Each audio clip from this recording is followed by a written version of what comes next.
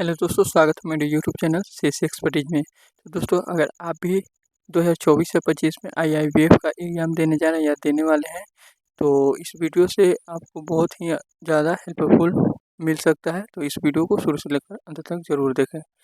तो इस क्वेश्चन में जो होता है, इस वीडियो के माध्यम से आज का ये जो वीडियो होने वाला है, डे 3 का होने वाला है। अगर अभी तक आप लोगों ने डे 1 और डे 2 का वीडियो नहीं देखा होंगे तो वीडियो के डिस्क्रिप्शन में उसका लिंक मिल जाएगा, तो आप उसे जाकर वॉच कर सकते हैं। तो चलिए वीडियो को शुरू करते हैं। तो सबसे मेरा जो फर्स्ट नंबर यहाँ पे क्वेश्चन है पैन नंबर निम्नलिखित में से किसके लिए आवश्यक है। क्वेश्चन है पैन नंबर निम्नलिखित में से किसके लिए आवश्यक है। तो इसका जो राइट आंसर हो जाएगा, यहाँ पे देख सकते हैं 50,000 रुपये और उससे अधिक जमा सभी लेन देन। यहाँ पे 50,000 रुपये और उससे अधिक जमा, तो इसके लिए जो होता है पैन नंबर निम्नलिखित के लिए बहुत ही यहाँ पे आवश्यक है। उसके बाद यहाँ पे नेक्स्ट क्वेश्चन है क्वेश्चन नंबर 2 में है यहाँ पे आवर्ती जमा में। क्वेश्चन है आवर्ती जमा में, तो इसका जो राइट आंसर हो जाएगा ऑप्शन डी, यानी कि उपरोक्त सभी। तो ये वाला इसका जो होता है राइट आंसर हो जाएगा। अब ऑप्शन ए में है हर महीने एक निश्चित रकम जमा की जाती है आवर्ती जमा में। उसके बाद यहाँ पे जमा की अवधि एक निश्चित अवधि है। उसके बाद ऑप्शन सी में है एफडीआर हर पर ब्याज का भुगतान किया जाता है। तो इसलिए इसका जो ऑप्शन डी, यानी कि ये ए बी सी तीनों इसका राइट आंसर हो जाएगा।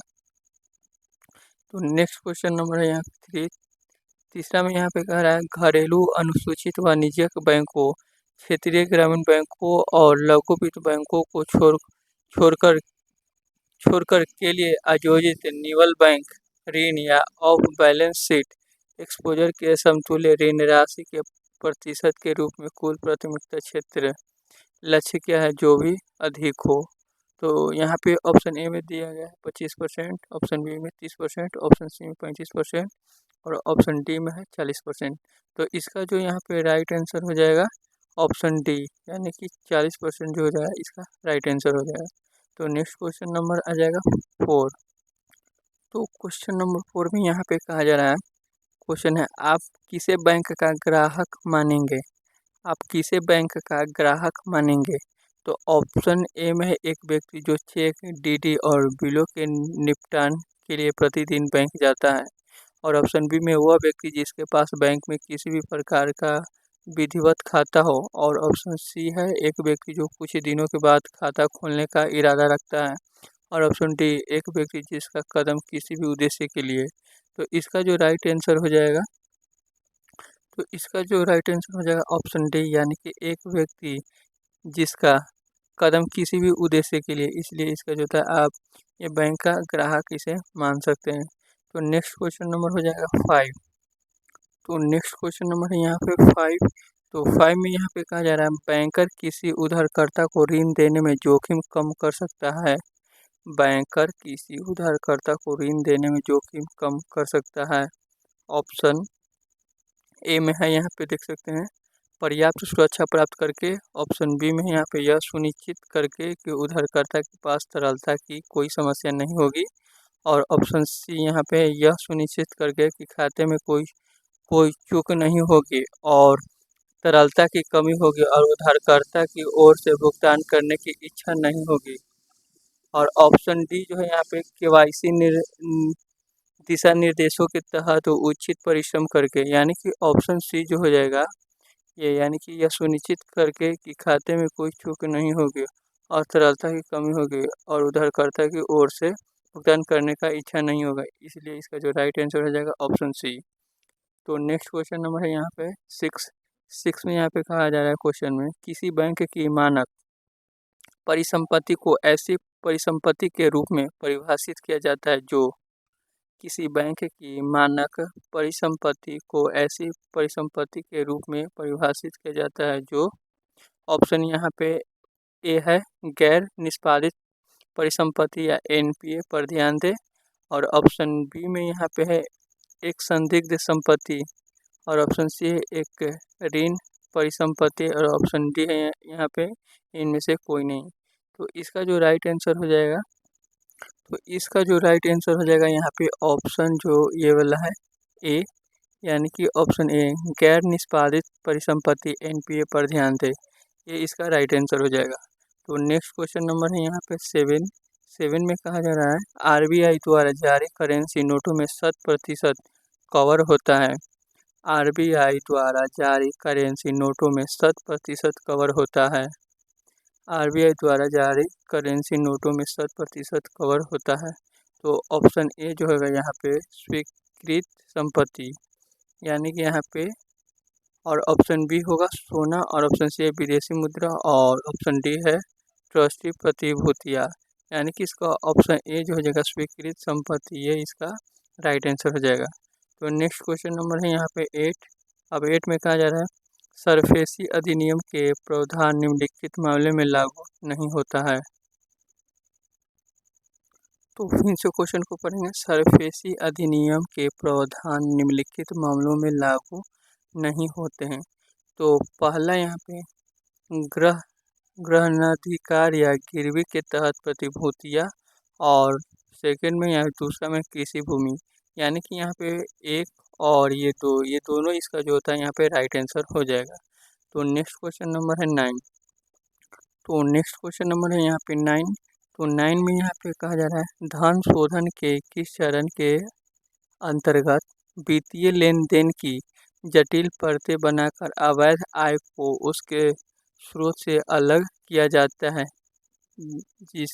जिससे ऑडिट ट्रेल से बचा जा सके और यहाँ पे धन के स्रोत यानी कि गुमनामा रखा जा सके, यानी कि ऑप्शन ए जो हो जाएगा यहाँ पे लेयरिंग, ये इसका जो हो जाएगा यहाँ पे राइट आंसर हो जाएगा। उसके बाद यहाँ पे नेक्स्ट क्वेश्चन नंबर है 10 में क्वेश्चन है श्री सुरेश ने प्रत्येक तिमाही की शुरुआत में 10% प्रति वर्ष की दर से 12 वर्ष की अवधि के लिए 6800 रुपये का निवेश किया। निवेशों की गई राशि का भविष्य मूल्य ज्ञात करें, यानी कि इसका जो ऑप्शन यहाँ पे बी यहाँ पे देख सकते हैं 63,000, यानी कि 6,33,292 रुपये इसका राइट आंसर हो जाएगा। फिर उसके बाद यहाँ पे नेक्स्ट क्वेश्चन नंबर आ जाएगा 11। तो इसका नेक्स्ट क्वेश्चन नंबर हो जाएगा यहाँ पे 11 में यहाँ पे कहा जा रहा है 500 रुपये के नोट पर हस्ताक्षर हैं। 500 रुपये के नोट पर हस्ताक्षर हैं। तो ऑप्शन ए में है प्रधानमंत्री का, ऑप्शन बी में है वित्त मंत्री का, और ऑप्शन सी में है आरबीआई गवर्नर, और ऑप्शन डी में है उपरोक्त में से कोई नहीं। यानी कि जो 500 रुपये के नोट पे जो हस्ताक्षर होता है यहाँ पे आरबीआई गवर्नर का होता है, यानी कि ऑप्शन सी की जो हो जाएगा यहाँ पे इसका राइट आंसर हो जाएगा। तो नेक्स्ट क्वेश्चन नंबर यहाँ पे हो जाएगा 12 में है 100 रुपये के नोट पर हस्ताक्षर है। तो ऑप्शन ए में है प्रधानमंत्री, ऑप्शन बी में है यहाँ पे वित्त मंत्री, और ऑप्शन सी में है आरबीआई गवर्नर, और ऑप्शन डी में है उपरोक्त में से कोई नहीं, यानी कि ऑप्शन सी आरबीआई गवर्नर का होता है, हस्ताक्षर होता है। तो नेक्स्ट क्वेश्चन नंबर है यहाँ पे 13 में यहाँ पे कहा जा रहा है संयंत्र एवं मशीनरी में निवेश के मामले में एक इकाई को सूक्ष्म उद्यम के रूप में वर्गीकृत किया जाएगा। उसके बाद यदि संयंत्र एवं मशीनरी में निवेश 5 लाख रुपए से अधिक ना हो, तो इसका जो ऑप्शन ए में यहाँ पे दिया गया है 50 लाख, उसके बाद ऑप्शन बी में यहाँ पे 10 लाख, उसके बाद ऑप्शन सी में 25 लाख, और ऑप्शन डी में 1 लाख। तो इसका जो राइट आंसर हो जाएगा यहाँ पे ऑप्शन सी, यानी कि 25 लाख जो होता है यहाँ पे इसका राइट आंसर हो जाएगा। नेक्स्ट क्वेश्चन नंबर यहाँ पे 14 में कहा जा रहा है चक्रवृद्धि ब्याज के लिए निम्नलिखित में से कौन सा सही सूत्र है। चक्रवृद्धि ब्याज के लिए निम्नलिखित में से कौन सा सही सूत्र है। तो ऑप्शन ए में यहाँ पे देख सकते हैं A=P1 + RN/GT। तो ये जो हो जाएगा इसका ऑप्शन ए इसका राइट आंसर हो जाएगा। तो नेक्स्ट क्वेश्चन नंबर 15। तो नेक्स्ट क्वेश्चन नंबर यहाँ पे 15।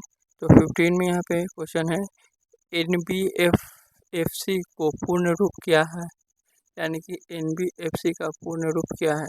ऑप्शन ए में यहाँ पे है गैर बैंक वित्तीय प्रतियोगिता, ऑप्शन बी में है यहाँ पे गैर बैंक विदेशी कंपनी, और ऑप्शन सी है यहाँ पे गैर बैंकिंग वित्तीय कंपनी, और ऑप्शन डी है गैर बैंकिंग वित्त निगम, यानी कि ऑप्शन सी जो है यानी कि गैर बैंकिंग वित्तीय कंपनी जो हो जाएगा, इसका राइट आंसर हो जाएगा। तो उसके बाद यहाँ पे नेक्स्ट क्वेश्चन हो जाएगा यहाँ पे 16 में यहाँ पे कहा जा रहा है किसी चेक का भुगतान रोकने का निर्देश, किसी चेक का भुगतान रोकने का निर्देश किसके द्वारा जारी किया जा सकता है।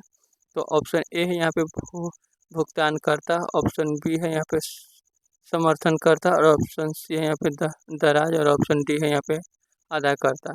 तो इसका जो राइट आंसर हो जाएगा, तो इसका राइट आंसर हो जाएगा यहाँ पे यानी कि ये वाला दराज, यानी कि जो देयकर्ता होता है उनके द्वारा इस चेक को जो होता है रोका जा सकता है। तो नेक्स्ट क्वेश्चन नंबर है 17। तो नेक्स्ट क्वेश्चन नंबर यहाँ पे देख सकते हैं 17। तो 17 में कहा जा रहा है क्वेश्चन में कौन सी संस्था उद्योगों को दीर्घकालिक वित्त प्रदान करता है, कौन सी संस्था उद्योग में दीर्घकालिक वित्त प्रदान करता है। तो ऑप्शन ए में यहाँ पे है यूटीआई, ऑप्शन बी में है एलआईसी, ऑप्शन सी में है जीआईसी और ऑप्शन डी में है आईडीबीआई, यानी कि इसका जो राइट आंसर हो जाएगा आईडीबीआई। नेक्स्ट क्वेश्चन नंबर हो जाएगा यहाँ पे 18 में कहा जा रहा है बैंक में बचत बैंक खाता खोलने के लिए, बैंक में बचत बैंक खाता खोलने के लिए न्यूनतम आयु आवश्यक है। तो ऑप्शन बी यानी कि 10 वर्ष, यानी कि बैंक में जो बचत बैंक खाता खोलने के लिए न्यूनतम आयु जो आवश्यक होता है 10 वर्ष यहाँ पे खोजा जाता है। उसके बाद यहाँ पे नेक्स्ट क्वेश्चन नंबर यहाँ पे 19। तो 19 में यहाँ पे कहा जा रहा है निम्नलिखित में से कौन सा मुद्रास्फीति को नियंत्रित करने के लिए सरकार या आरबीआई द्वारा अपनाया गया उपाय नहीं है। क्वेश्चन नंबर 19 में निम्नलिखित में से कौन सा मुद्रास्फीति को नियंत्रित करने के लिए सरकार या आरबीआई द्वारा अपनाया गया उपाय नहीं है। तो इसका जो राइट आंसर हो जाएगा यहाँ पे ऑप्शन डी यानी कि वित्तीय समावेशन, इसका राइट आंसर हो जाएगा। तो नेक्स्ट क्वेश्चन नंबर है यहाँ पे 20। तो क्वेश्चन नंबर यहाँ पे देख सकते हैं 20 में है यहाँ पे सुरक्षित करने के लिए उद्देश्यों से विशिष्ट अंचल संपत्ति में हित का हस्तांतरण क्या है, और अग्रिम धनराशि का भुगतान या ऋण के माध्यम से अधिक अग्रिम भुगतान, यानी कि फिर से क्वेश्चन को देखते हैं। सुरक्षित करने के लिए उद्देश्य से विशिष्ट अंचल संपत्ति में हित का हस्तांतरण क्या है, अग्रिम धनराशि का भुगतान करता या ऋण के माध्यम से अग्रिम भुगतान। तो इसका जो राइट आंसर हो जाएगा ऑप्शन बी यानी कि गिरवी रखना, ये इसका राइट आंसर हो जाएगा। उसके बाद यहाँ पे नेक्स्ट क्वेश्चन नंबर हो जाएगा 21। तो नेक्स्ट क्वेश्चन नंबर यहाँ पे 21 में है क्षेत्रीय ग्रामीण बैंकों की स्थापना की गई है, क्षेत्रीय ग्रामीण बैंकों की स्थापना की गई है। तो ऑप्शन यहाँ पे ए भारतीय रिजर्व बैंक अधिनियम, ऑप्शन बी में क्षेत्रीय निर्माण बैंक अधिनियम 1976, ऑप्शन सी में है नाबार्ड अधिनियम और ऑप्शन डी है इनमें से कोई भी नहीं। तो ऑप्शन जो यहाँ पे डी हो जाएगा यानी कि इनमें से कोई भी नहीं है, इसका राइट आंसर हो जाएगा। नेक्स्ट क्वेश्चन नंबर यहाँ पे 22 हो जाएगा। 22 में यहाँ पे क्वेश्चन है जमानतदार अनिवार्य संबंध लागू होता है, जमानतदार अनिवार्य संबंध लागू होता है।